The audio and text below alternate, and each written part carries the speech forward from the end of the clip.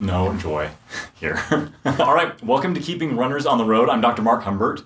And so today I want to talk about a couple things in and around training that we want to be aware of.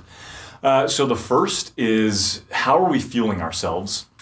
So having the proper nutrition, having the proper fuel on board is super important, which, by the way, great plug for coming in for a resting metabolic test so we can find out what your body needs to burn just to keep you going throughout the day, and then some of the caloric needs on top of that. Because what happens a lot of times in training is that we end up not getting enough fuel, and there's two ways that happens. So the first is that we just aren't eating enough, right? We don't have enough calories for our bodies to maintain the things that it needs to do, and so it starts pulling from other areas.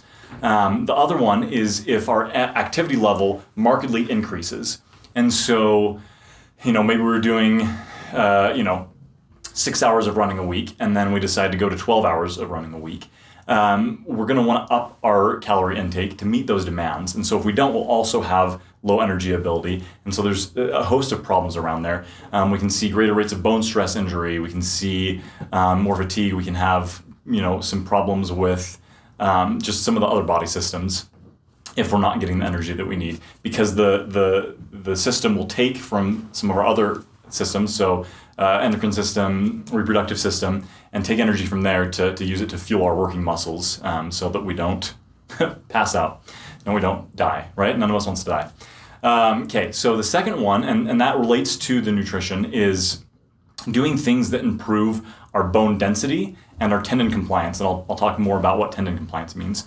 So one of the mistakes that we make is thinking that running is going to make our bones really dense.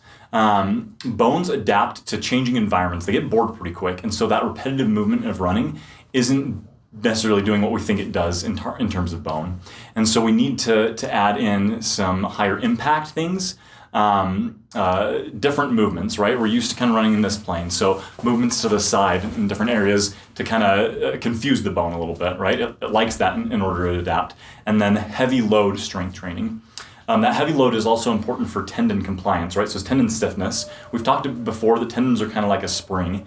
And so, you can think of like the spring in the little mechanical pen, right? That's easily deformed. Versus you try to pull on a trampoline spring, it's going to be a lot harder to do that, right? It's less compliant, right? You can't move it as much.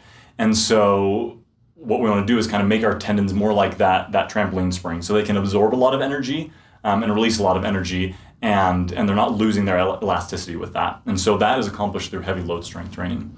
Some other things to be aware of, again, are nutrition. Are we getting enough of the nutrients that we need?